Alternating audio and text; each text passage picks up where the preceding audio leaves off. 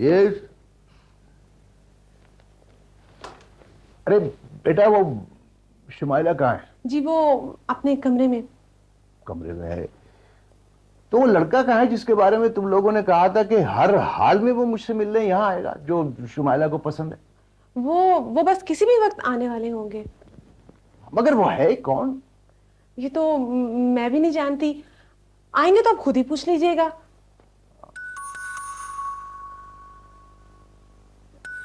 मेरा ख्याल है वो आ गए हैं। मैं शुमाइला को बताती हूँ। सुनो, जिम्मी से कहो उसे बहुत इज्जत के साथ यहाँ मेरे कमरे में लेकर आए। जी और तुम कोई चाय वगैरह का बंदोबस्त। जी बेटा। जाओ शाबाश।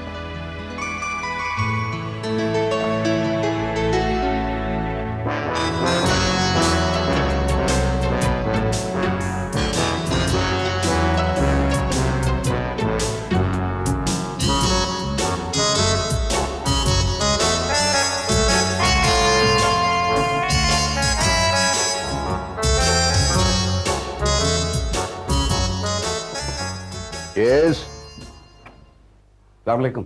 देर से आने की मैं माफी चाहता हूँ। आप मेरा मतलब है तुम? जी बोला। अब हशाम। तुम वो कार्टून नहीं हो जो एक मर्तबा पहले भी आए थे? जी मैं वही कार्टून हूँ जिसे आपने एक मरतबा थाने में बंद करवा के जमानत पे रिहा करवाया था। लेकिन सेठ साहब, मैं माफी चाहता हूँ। घर बुलाकर किसी मोअज़्ज़िज़ मेहमान को कार्टून जैसे लक़ब से नवाजना कम से कम आप जैसे पढ़े लिखे और बड़े आदमी को कुछ ज़ेब नहीं देता। आई एम सॉरी, मैं माफी चाहता हूँ। नहीं नहीं, ऐसी कोई बात नहीं। खुदा न खास्ता मेरा मकसद आपको शर्मिंदा करना नहीं था, अपनी हैसियत बताना था। मैं इस मुल्क का एक छोटा सा फनकार हूँ। फनकार हो? तो वो जब तुम पहली मर्तबा आए थे वो तुम्हारा असल रूप था या बहरूप बदल कर आए? नहीं सेठ साहब, ना तो वो रूप था और ना ये बहरूप है। मैं एक मज़ाहिया फनकार हूं। लोगों में खुशियां बांटता हूं, चेहरों पे मुस्कुराहट बिखेरता हूं। ना तो मैं लोगों को दुखी देख सकता हूं, ना लोग मुझे संजीदा देखना चाहते हैं। इसलिए ये सब कुछ मैं करता रहता हूं। ऐसी मुझे यकीन है कि शुमाइला तुम्हें पसंद करती। जी नहीं, मुझे ऐसी भी कोई गलतफहमी नहीं है। हाँ, लेकिन इतना जरूर कहूंगा कि मैं शुमाइला को पसंद करता हूं। तो शायद तुम ये समझते हो कि मुझे शुमाइला से तुम्हारा रिश्ता मंजूर है?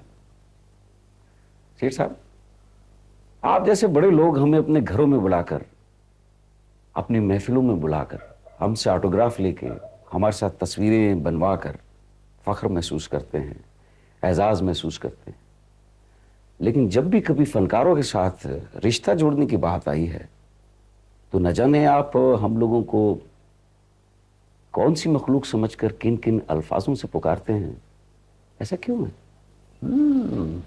ऐसी ड्रामा ड्रामा ड्रामा अल्फाजों का कारोबार करते हो ना, इसलिए। जी नहीं, एहसासात और जज्बात की तर्जुमानी कर रहा हूं इसलिए। सेठ साहब, शुमाइला जिद्दी, बेबाक और नादान लड़की है।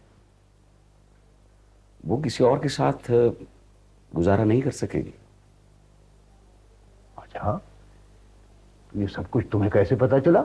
सेठ साहब, ना तो मुझे शुमाइला की दौलत की जरूरत है और ना ही आपके इस आलीशान महल की। मुझे तो शुमाइला की जिद्दी, बेबाक और नडर तबीयत पसंद है, क्योंकि मुश्किल पर्चे हल करना मेरा शौक भी है। तो ये सब कुछ मैं कैसे यकीन करूं? ना तो खुदा को गवाह बनाकर कहूंगा और ना ही ईमान की कसम खाऊंगा। लेकिन मैं अपने प्यार और अपनी मोहब्बत से अगर शुमाइला को ठीक न कर सका तो ये फन ही क्या, ये दुनिया भी छोड़कर चला जाऊंगा। मगर साहबजादे, अगर शुमाइला फिर भी ठीक ना हुई तो? नहीं नहीं, आप एक मुझे मौका तो दीजिए। आप उसे रुखसत करके तो देखिए। अगर वो फिर भी ना ठीक हुई तो फिर मैं उसे वापस छोड़ जाऊंगा। लौटा दूँ? नहीं, मेरा मतलब है कि मैं तो शादी नहीं करती, शादी तो हो चुकी होगी। मेरा मतलब मैं उसे तलाक दे दूँ? नहीं, तलाक नहीं। आओ, मेरा मतलब समझे नहीं आप? आओ, मैं इतनी देर तक अपने आप को कम कर नहीं सका। मैं आज से आओ, मेरी बात तो सुनिए, ये थोड़ा सा मेरी बात तो सुनिए, फिर मैं जाऊंगा नहीं।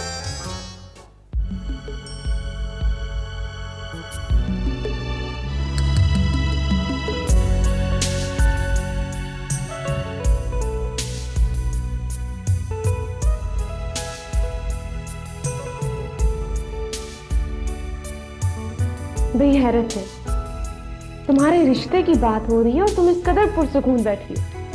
वो इसलिए कि हमें पूरी पूरी उम्मीद है। क्या? मैं यही कि नाना जान उसे इंशाल्लाह बेइज्जत करके रुखसत करेंगे। ये किसकी हरकत थी? वो अंकल, बुलाया तो मैंने था मगर शुमाइला की जिद थी। क्यों शुमाइला? जी नाना जान, वो दरअसल हम आपसे असल बात कर ही नहीं सके। लेकिन अंकल, इसने कहा था कि अगर शादी मेरी मर्जी की ना हुई तो मैं जहर खा लूंगी।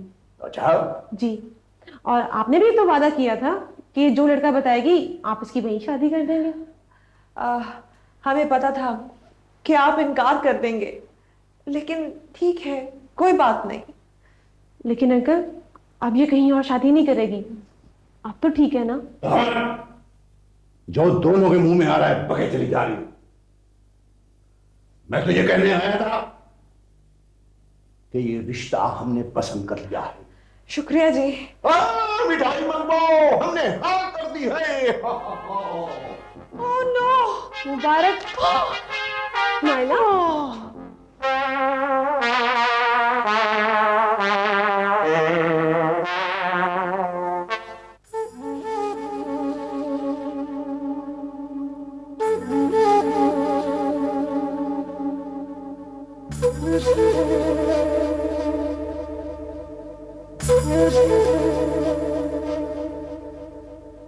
हेलो सोनी, बिल्कुल ठीक वक्त पर आई। Thank you. कॉफी या चाय? कॉफी। एक्सक्यूज मी, 2 कॉफी ले आओ। ऐसी कौन सी बात थी जो फैक्ट्री में नहीं हो सकती थी? अधूरे प्लान को मुकम्मल करने का वक्त आ गया है सोनी। तुम्हें पता है सेठ शुजात अपनी बेटी की शादी कर रहे हैं? नहीं, किससे? ये शादी इंतहाई खामोशी और राजदारी से हो रही है। शादी क्या, बस रुखसती ही समझो। मगर सेठ साहब ऐसा क्यों कर रहे हैं? वो दरअसल अपने दामाद से डरे हुए हैं, जो उन्हें किसी वक्त भी ब्लैकमेल कर सकता है।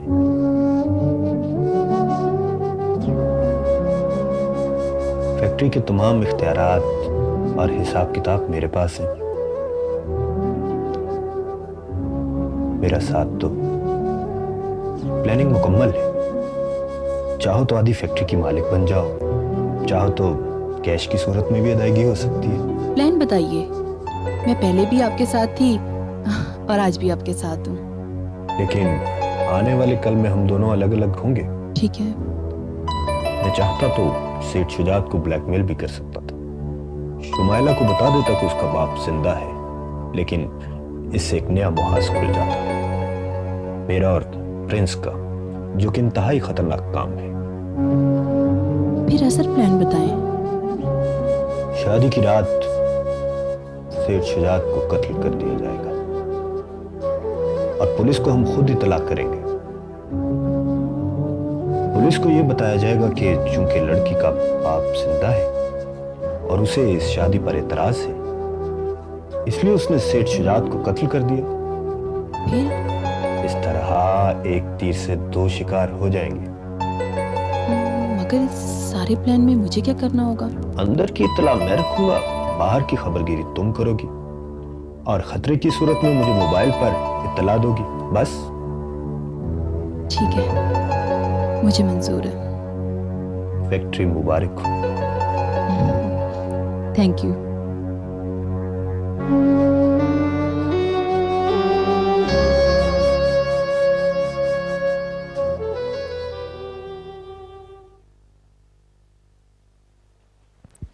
लीजिए। थैंक यू डॉक्टर साहब। Okay, take care.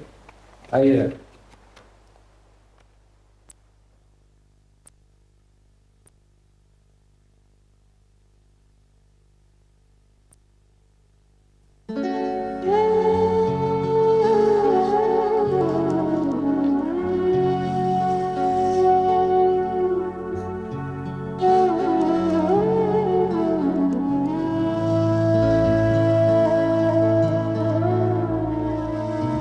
डॉक्टर साहब चले गए?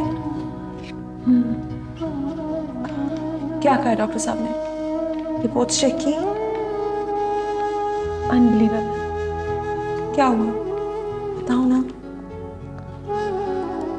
डॉक्टर साहब तो खुद हैरान थे। किस बात पर? यही कि शुगर लेवल नॉर्मल, हाँ। Blood pressure normal, heartbeat normal और कोलेस्ट्रॉल नॉर्मल। ओह,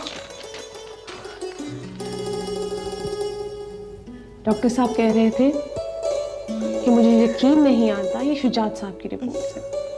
थैंक्स गॉड।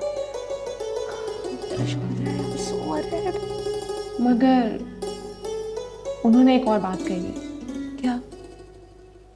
वो कह रहे थे कि अगर ये इसी तरह खुश रहे तो 100 साल तक और जिंदा रह सकते हैं।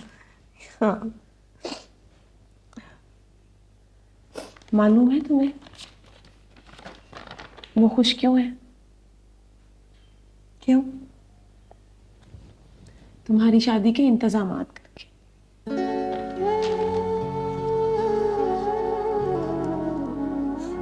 देखो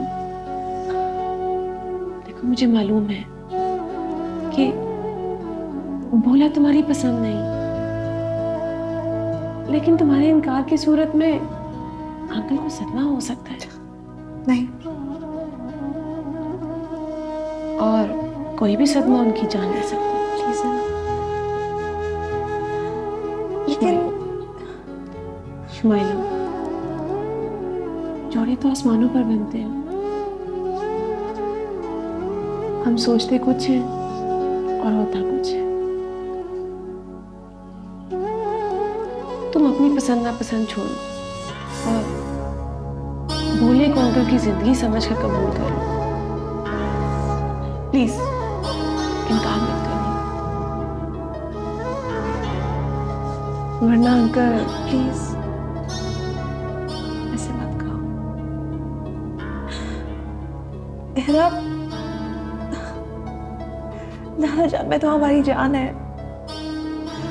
हम तो उनके लिए अपनी जिंदगी भी कुर्बान कर सकते हैं। ये तो कुछ भी नहीं है, कुछ भी नहीं है।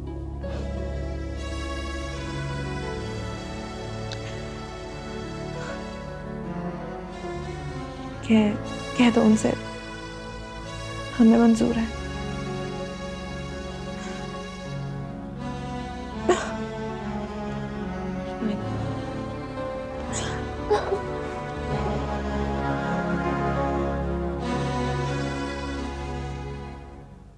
आपको एक जरूरी काम से बुलवाया था नाजी साहब। ओ हुक्म करो मेरे शहजादे। कोई फिल्म तो नहीं शुरू कर दी? बस कुछ ऐसा ही समझ लें, मेरी जाती फिल्म है। अच्छा जाती, बस तो फिर ठीक है। इसकी डायरेक्शन मैं खुद दूंगा, वो भी मुफ्त। नहीं नहीं नहीं नहीं, डायरेक्शन तो मैं खुद ही दूंगा। बेटा, अगर सारे एक्टर डायरेक्टर बन गए तो हम क्या करेंगे? काम? क्या काम? आपने बाप बनना है। हैं? मैं बनाऊंगा। फिल्म में? नहीं नहीं, हकीकी जिंदगी में। किसका? मेरा। क्या कह रहे हो बेटा? मेरी समझ में कुछ नहीं आ रहा। दरअसल मैं सेठ शुजात की नवासी से शादी कर रहा हूँ। हैं? हाँ जी, मेरे माँ बाप इस शादी पे राजी नहीं होंगे। आपको मेरा बाप बनकर इस शादी में शिरकत करनी। तुम होश में तो हो?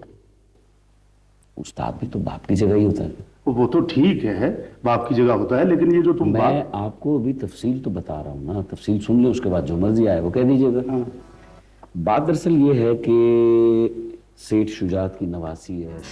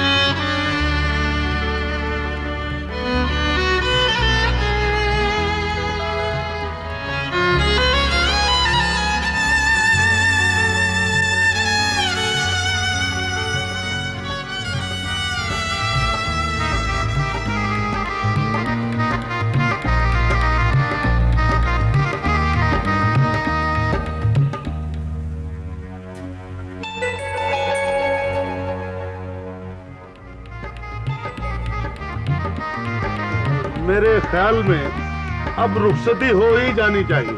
लेकिन इतनी भी क्या जल्दी है? देखिए, टाइम बहुत हो चुका है और डब्बा एक ही है। मेरा मतलब है दूल्हा एक ही है। मेरा मतलब काफी देर हो चुकी है जी। शुजात साहब नजर नहीं आ रहे, रुखसती में देर हो रही है। बाजी आने ही वाले। किसी और को और ठंडा चाहिए? बस भाई बस, घर जाके खाना भी खाना है। आपसे नहीं पूछा।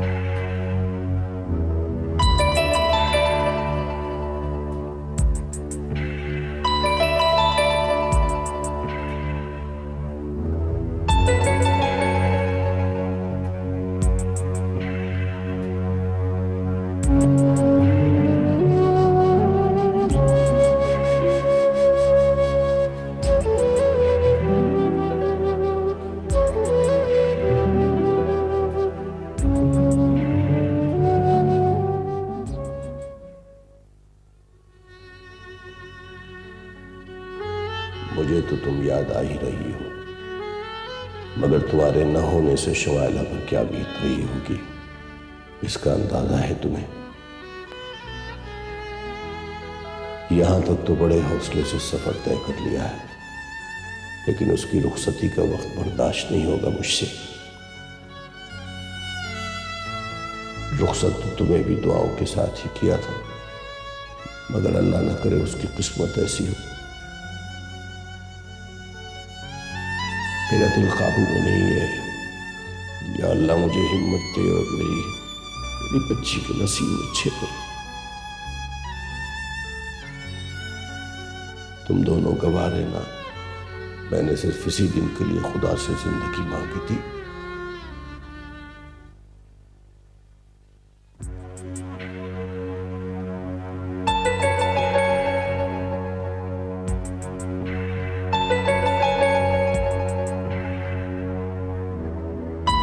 या मेरे मालिक, अब जो तेरी रजा हो।